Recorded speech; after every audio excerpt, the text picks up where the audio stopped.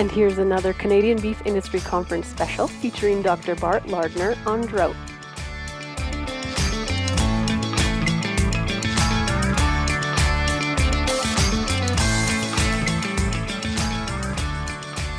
Deborah Murphy here. I'm at Canadian Beef Industry Conference, joined by Dr. Bart Lardner, and today you're talking about drought. We've come through the drought, I'd say most of us.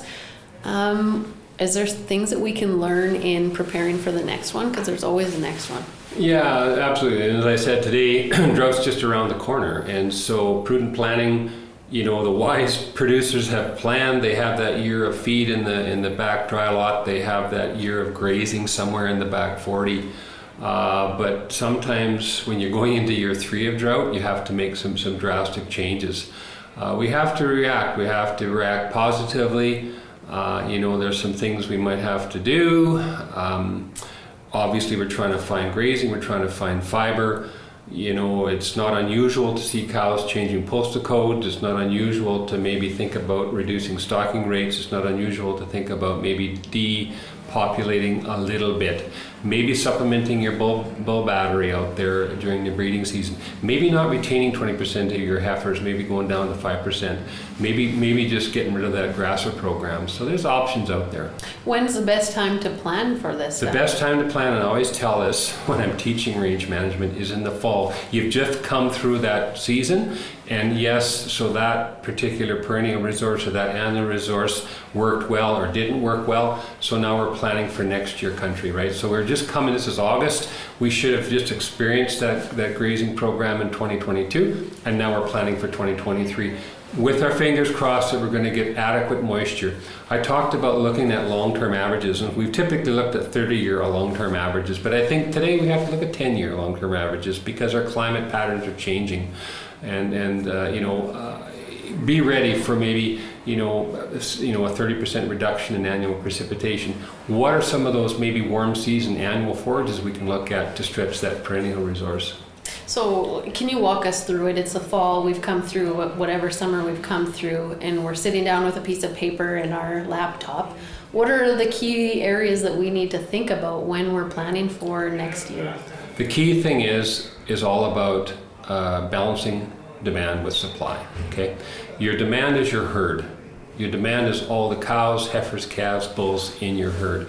The supply is what do you have for resources. Did those two balance, or were they stretched?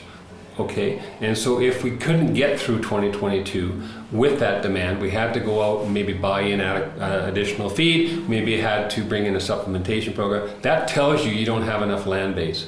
That tells you maybe you need to talk to your neighbor. Is he a cropping producer? Maybe there's some salvage crops out there. That tells us that maybe that range, that perennial range, and maybe that perennial tame seeded forage is not enough to stretch out the demand. Maybe we're going to look at some annual forage options. What if it's been a perfect year? We have perfect resources. We're going into the spring. When do we start to worry about the next year? So is there a critical rain date that we can put our pen on for Alberta, Saskatchewan? Yeah, I always get excited if you're an April calving herd. I'm looking at that April-May time period. We always thought that those rains would come in that May, June-ish, and our hot months would be July and August. What we've seen now with these atypical weather patterns is that we will get nothing in the spring, but we'll get that rain maybe July, August. So it's just unusual. I think that, in that May time period, we're not getting that normal precip event, and we're getting in that first 2 weeks of June. Look out below. So I'm starting to think about maybe acquiring a straw-based diet. I'm probably going to start thinking about, can I get out there and secure some pellets to stretch those pasture resources, or maybe that supplementation program. Maybe I'm thinking about, well, you know what? Maybe I need to do a harder cull on my opens or maybe on my older cows. Does doing some of this planning ahead help with those hard decisions like destocking? Well, absolutely. But you know what the hard part is when you start to destock, it's so hard to get back up to that number. And we're all proud of where we're at on our operation. It's taken us 50 years to get that number, or to be a person that's just putting out terminal calves, or maybe we're growing replacement heifers, and then all of a sudden you have to think about selling off livestock. That's devastating, especially because that's your cash resource. And so instead of maybe calling a big number, maybe we'll call half that and try and live with the consequences. Is there anything that we can do for each other in those moments? I mean, your neighbors deciding they need to destock, that's not easy. No, and what I see is there needs to be more synergy between the cropping and the livestock sector.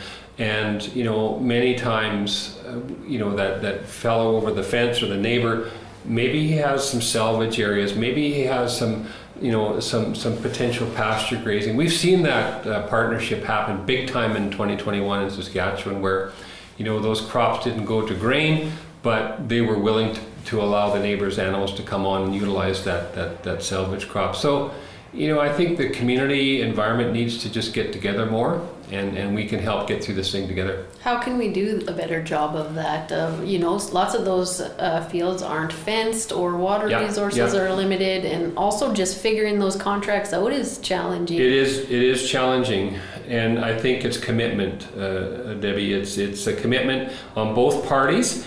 And is there a potential? For example, there's a quarter section of salvage crop. Can I get out there with portable electric fence, right? That's going to control my animal access. Is there ability to introduce some type of a water point? Maybe there's a dugout, or maybe there's somewhere I can do some off-site pumping. Or, the last hardest decision is to haul water. We don't want to do that. So, but you know what? It was amazing to see the relationships that happened last year.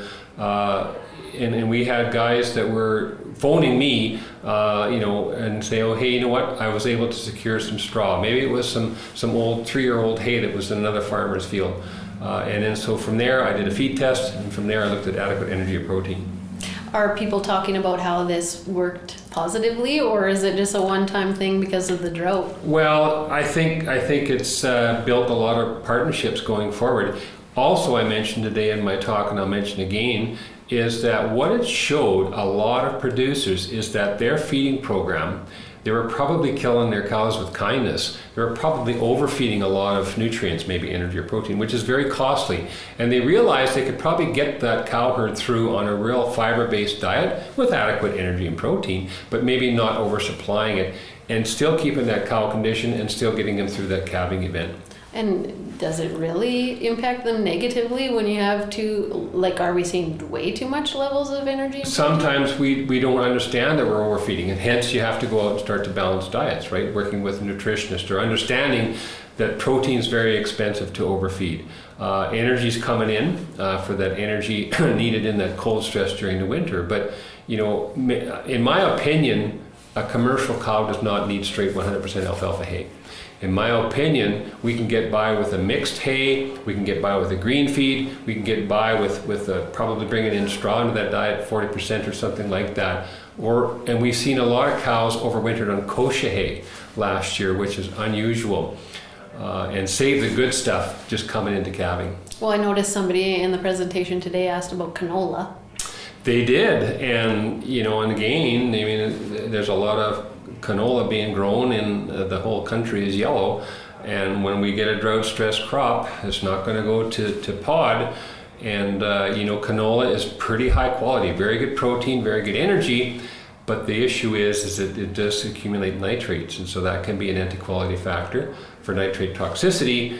And it also will ensile quite nicely too if you want to put it up as silage. So it's unusual to use canola as a fiber source, but if it doesn't make grain, it's going to go to a salvage crop. There's so many pieces of the puzzle when it comes to planning. When we sit down to plan, you're talking about nutrients and things that are way beyond me and probably a lot of farmers and ranchers. Should we be bringing in a nutritionist when we start planning? Absolutely. And I always tell producers, and that was my first opening slide, is when you're going to do your planning, reach out, do your research, and then look out. Can I get some human input? Can I get some literature? Can I get some websites? I put up some websites at the back end of my talk today. You know, good links like BCRC has some good stuff. University of Saskatchewan, provincial websites have some good stuff. Western Beef has some good stuff. So, you know, do your homework. And so, okay, I live in the Southwest or I live in the boreal forest, but I'm going to experience drought. You know, what do I need going forward in case I do get into a situation where I'm getting half the rainfall I'd normally expect? It's a big conversation to have, and I think it's important. It's a team effort. I guess let's hope for the best, but prepare for a drought. It's a team. You hit the nail on the head, and it's going to impact your family. It's going to impact your future. You know, like I say, you built that operation up over decades, and then along come 1 year drought. Yeah, we can manage if we plan prudently. 2 years probably. I've got producers in the southwest part of Saskatchewan. They're going into year 3 of drought. Not only a lack of rainfall, but now the grasshoppers are there. So, you know, it's a double whammy, and it's amazing though how they can be prudent and come up with a resourceful effort to try and just get through that situation at a stressful moment in time. And you'll probably never look back and say, gee, I wish I wouldn't have spent those few hours in the fall planning. Well, never, you never, get never, moisture never, and it's not upsetting. What was very upsetting or concerning for me was the phone calls I was getting in the middle of July in a very dry month. And folks were really struggling to find adequate hay or fiber source. And, it's amazing how things will change from week to week. So when you're midsummer in the middle of a drought, probably you need to be making some serious decisions. Well, we'll keep up checking out BCRC and doing our planning every fall. Dr. Bart Lardner, thank you so much for joining us. Well, thank you very much.